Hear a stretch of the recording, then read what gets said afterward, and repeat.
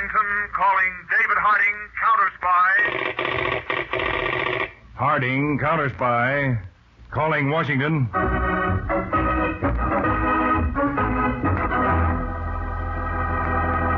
United States Counterspy, especially appointed to investigate and combat the enemies of our country, both at home and abroad.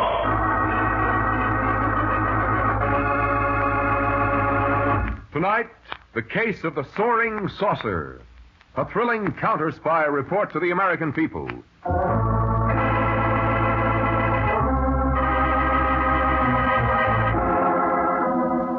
Separating Mexico from the United States is the Rio Grande River.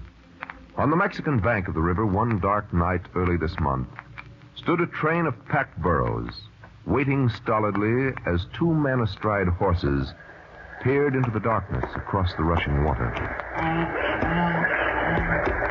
It's clear, Pedro. No border patrol, no counter-spies. Good, Senor Bart. Have all the burro drivers got guns, Pedro? Yes, but I think they don't shoot so good. Well, if there's any trouble, they better try. Come on, let's go. Si. Hombres, vamos en el río. Pronto, pronto. Yeah. Pedro, what's the matter? It's all right, Senor Bart. Burro just stumbled a bit. All right, stay where you are. What? United States Counterspies and Border Patrol. Look, Senor. Men, they climb out of the ground like prairie dogs. They dug foxholes and covered them. Come on, Pedro, back to the Mexican side. No, it's no use, Senor. See, the Mexican rurales. We're penned in. Stay where you are. Drop your weapons in the river and ride out with your hands in the air. Oh, Senor. No good, Pedro. From here on out, it's every man for himself. The rest of you better start shooting with me. Come on, men. Don't let a single one escape.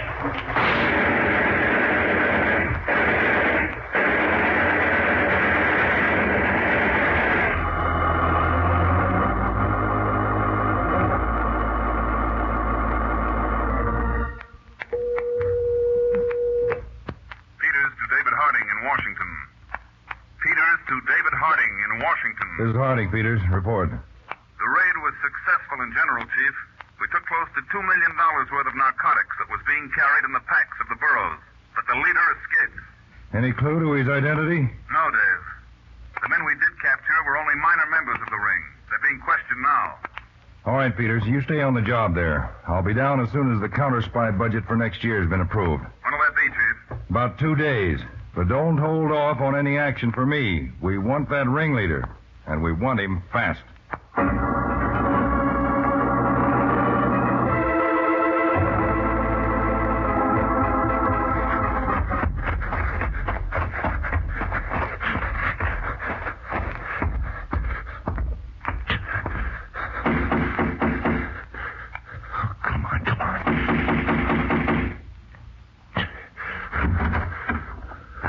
Come in, Bart.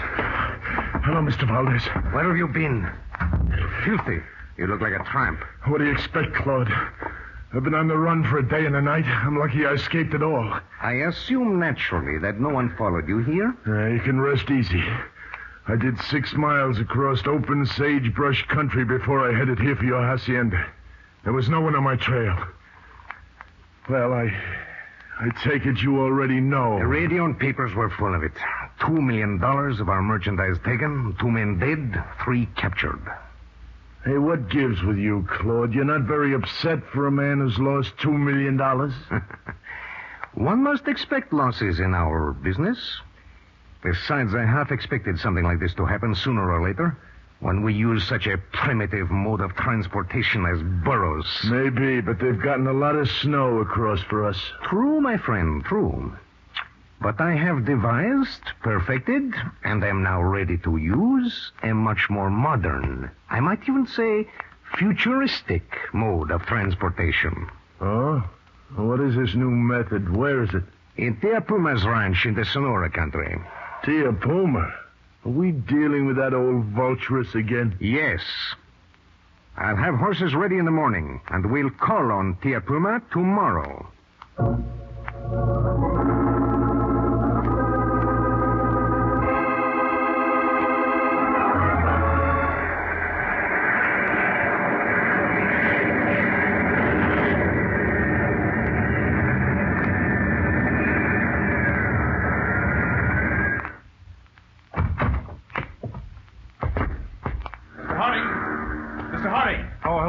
Peter? Good to see you, Chief. The car's over here. Peters, how's it going? Turn up anything? Very little. And to develop it means an undercover job. Go on. All we got out of questioning the three smugglers we took was one name. Tia Puma. Tia Puma. She sounds pretty savage. Captain Alvarez of the Mexican Morales says she's mixed up in every type of crime known to man, and a few that she invented herself. Must be some girl. If you consider a woman of 72 a girl. 72? Mm-hmm. With a delightful habit of keeping two pumas, mountain lions, as house pets. Nothing more than pets? Well, according to the captain, enemies of Tia Puma have a disconcerting habit of turning up dead on lonely mountain roads. Clawed to death by mountain lions. A unique method of murder. It should certainly leave very little evidence. That's the captain's chronic complaint. Of course, it's unnatural. Pumas never attack a man unless cornered or penned up with him. I hope I won't find out, Chief. Well, if you're going undercover to meet the lady, you may, so we'd better be prepared. Any suggestions will be gratefully accepted. Well, I have a few, but they'll keep till we get the feel of us. Now, I take it she's located in Mexico, huh? In the state of Sonora. In that case, we'd better set up a method of radio communication for you before you call on Tia Puma and her two lovely pets.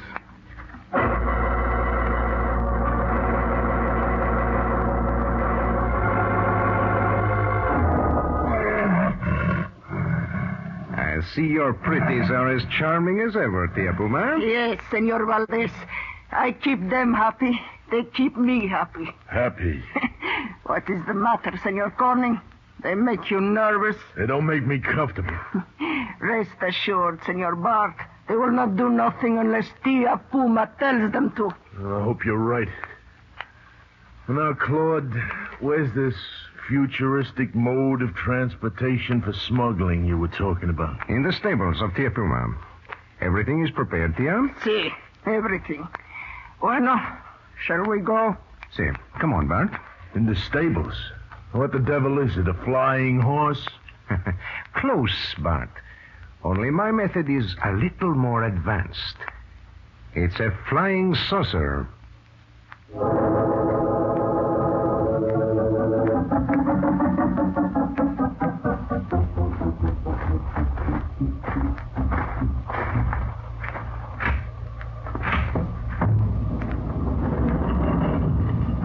There they are, Bart. What do you think of them?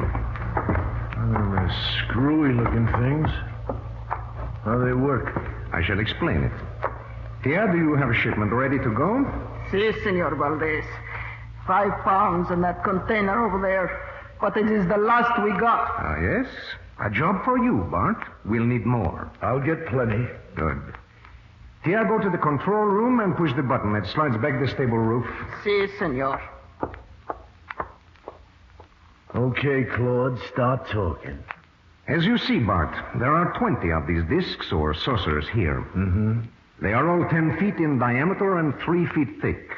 Now, don't tell me you can fill the whole thing with snow. No. They each carry about 5 pounds of narcotics, just what we've got here.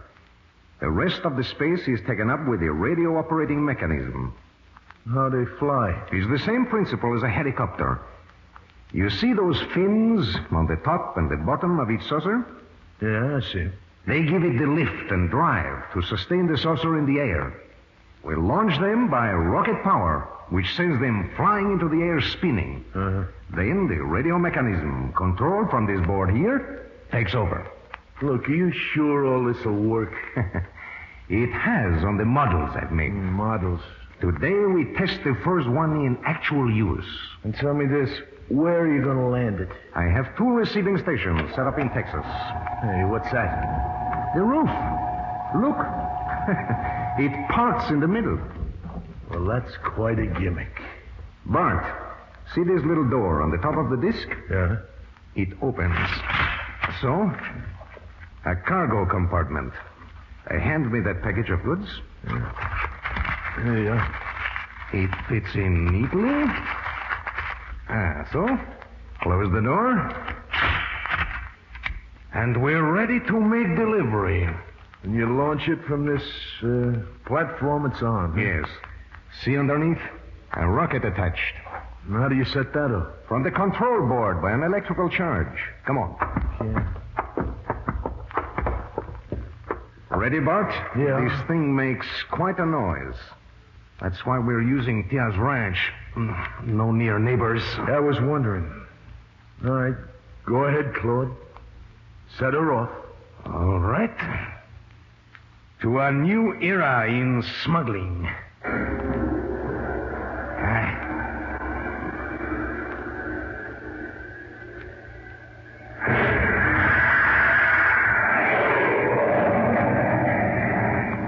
Brother, it's practically out of sight already. Yes. Now we'll set the radio control, the rocket attachment will drop off, and our flying saucer is on its way.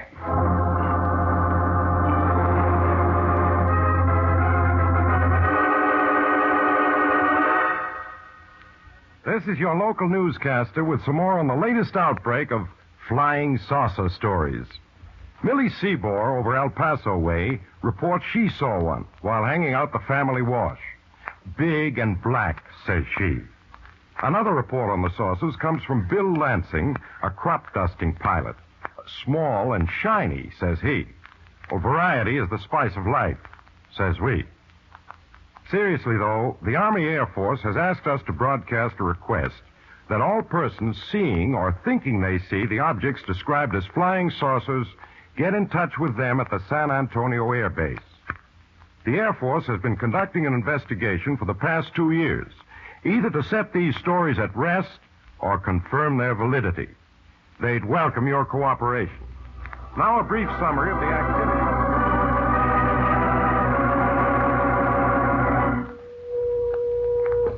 Peters to David Harding in San Antonio. Peters to David Harding in San Antonio. Go ahead, Peters. Chief, I think I've made contact with the narcotics ring. Through Tia Puma? Not directly, but I met a man named Bart Corning in this Mexican village, and he's taking me out to a ranch tomorrow. What angle did you use? I said my name was Pete Crane, and I was peddling snow. Apparently, the ring is in short supply, so this guy Corning was glad to latch on to me. Nice going, Peters. You have any idea of the exact location of the ranch? Well, it's somewhere up in the Sierra Mountains, Dave, near the headwaters of the Calixto River. It's supposed to be the only place for miles around. Well, can you get a map of that region and indicate the general area? Sure, Chief. Radio it up here. I'll have an aerial reconnaissance made of the terrain. Okay. And let's set up a target time for you to report back. Say, 4 p.m. tomorrow. All right, Dave. 4 p.m. it is. And watch yourself. You're walking into the lion's mouth, Peters. Don't let it close on you.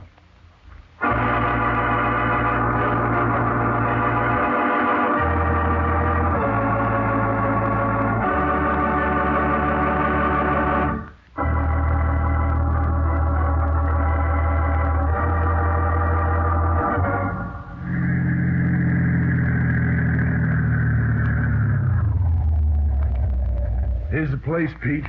Tia Puma's ranch. Lonely enough, Bart. Come on. Good to stretch your legs after that ride. Sure does. Hey, what? Tia, call him off. Ah, Senor Bob. You know my pets won't hurt you. I don't like those things running around loose. Make that double in spades for me. This, I think it is the Senor Pete Crane you say you bring out. That's right, Tia. He wants to do business with us. But do we have to do it with those pussycats looking over our shoulders? I'm afraid so, Senor Crane. They are my pets and my protection. An old woman like me is at the mercy of anyone with strength. Not with those brutes around. Come on, let's go out in the house.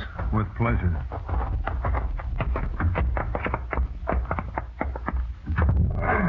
House cats, are they? Yes, Senor Crane. All right, come on, Tia. Let's get down to business. Bueno, this way, Senor. The living room.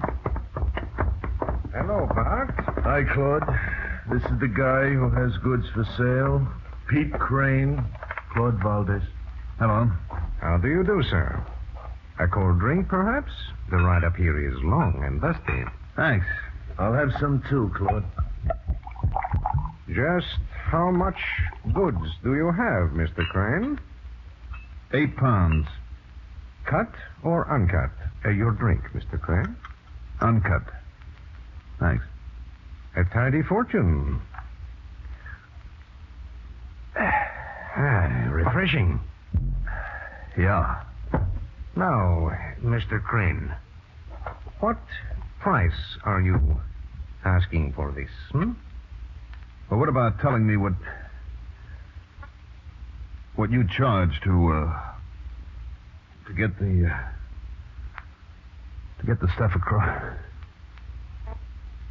Oh, my head. I feel dizzy.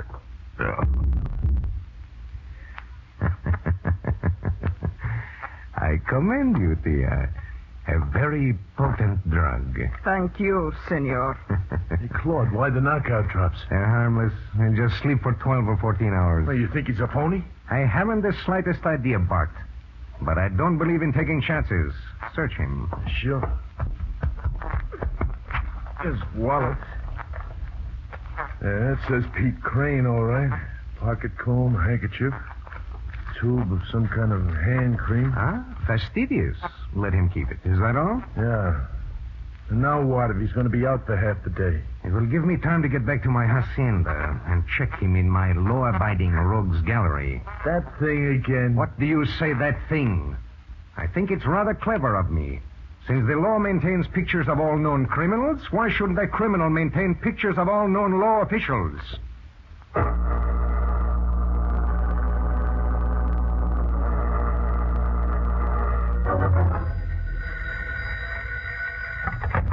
Harding speaking. Oh, Mr. Harding, I'm very glad you're in San Antonio.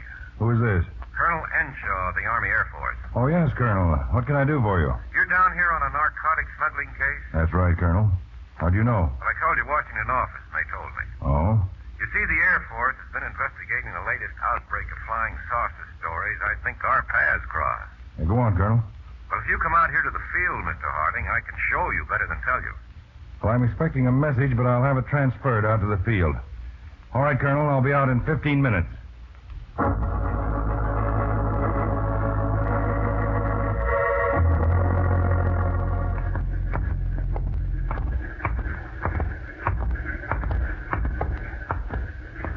Here we are, Mr. Harding. This is the hangar. Now, look over there. The object on the floor. What is it? A flying saucer.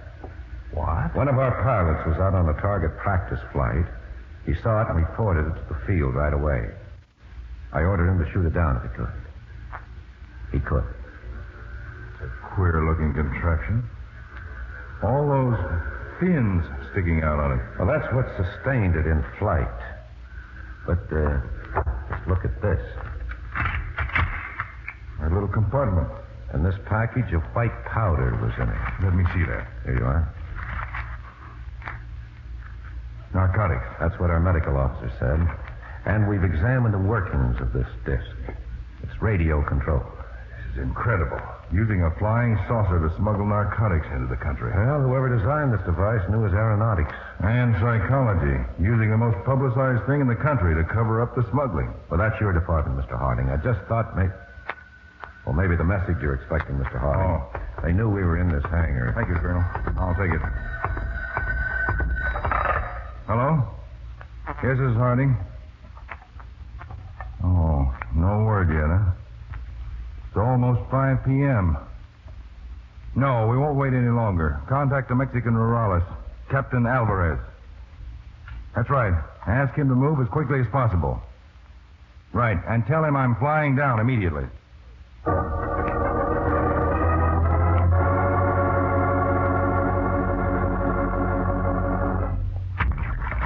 A little more water, Bart, and not so gentle. You sure you're right, Claude? This gentleman's face was as big as life in my private rogues gallery of police. Harry Peters, Counterspy. I think he's coming around. The drug should be wearing off. Well. Oh. Hello. What? Valdez. Bart. What? You've been enjoying a somewhat induced sleep, Mr. Peters. Sleep? But how... Yes, you heard right. I called you Mr. Peters. I was afraid you did. Thank you for not insulting my intelligence by denying your identity. Don't mention it. Is that gun going to induce some more sleep? Nothing as crude as that, Mr. Peters. Bart, tell Tia to bring down one of her pets to the guest room. Okay, Claude. I gather I'm going to have an accident. Something like that, Mr. Peters. Now, if you'll just start walking, I'll show you to your room at the end of this corridor. It's comfortable, I hope. Quiet, yes. But it will have some drawbacks shortly. I imagine so. You know, I regret this very much. I'm sure you do. Not your death, of course, but the fact that you're finding us makes it necessary for us to move. I'm sorry to have been such a bother. Oh, don't apologize. We all have our duties. All right, Mr. Peters. You can stop and lift the latch on that door, please.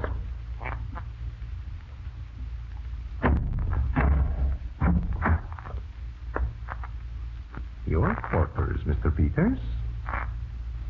Rather sparsely furnished and badly lighted. Only one window. With bars. True. But your roommate, who will arrive shortly, doesn't care very much about furniture and sees very well in the dark. Inside, Mr. Peters. Heavy walls. Thick door. Soundproofed. I so dislike death screams. Inside, please. Pleasant dreams, Mr. Peters.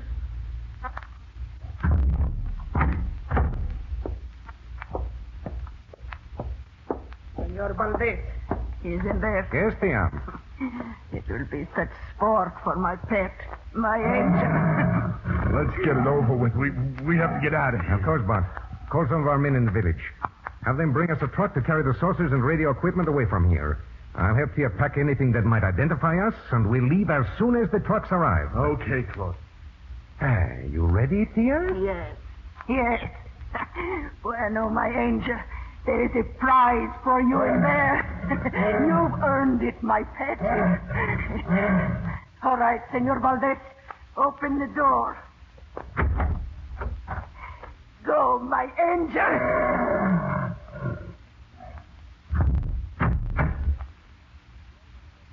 Now, I think we can leave Mr. Peters in peace.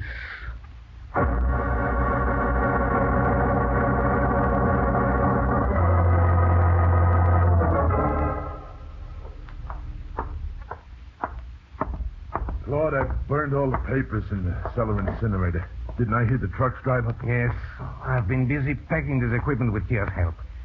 All right, you go out and show them what to do. What's the matter with that devil? Is he jealous of his buddy? All the excitement makes him nervous. Never mind him, Bart. Go out to the trucks. We want to get out of here as soon as possible. Okay, wait. All right, all of you. What is... Stand where you are. Cops. Captain Alvarez. Yes, Mr. Harding. Will you watch? Look out, Mr. Harding. Oh, my pet. My pet. You're not getting me. Alvarez, he's got a gun. You will not escape, Mr. Harding. Look, your lady is fainted over the body of that mountain lion. And this one here is taking it all rather calmly. And why not, Mr. Harding? I'm a fatalist. You know me, then perhaps you know Harry Peters. I've met him. Where is he? I'm afraid, Mr. Harding, that for once the Marines arrived too late.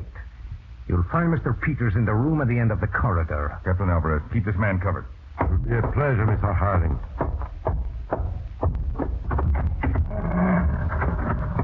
Peters, Pete.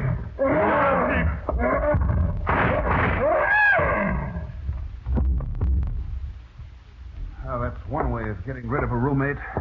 Well, it's obvious the creamed oil of anise works. Oh, am I glad you had that idea, Dave. Can't you smell the place? It's like a licorice factory. How'd you use it? Well, they locked me in the room first, so I immediately took out the tube of creamed oil of anise and spread it all over the floor and on the walls. Yeah? When they let the puma in, he bounced in, got the smell of the anise, and stopped. In a few minutes, he was purring like a kitten. I stood in the corner and left him strictly alone. That's how I can imagine. Well, I guess it was the sudden sight of you on that gun that turned him into an attacker again. It's a good thing we set a target time for you to report back. I might not have gotten here. But you did, Dave. And that's what counts. Well, now let's get out of here and mop up the remains of this flying saucer smuggling ring.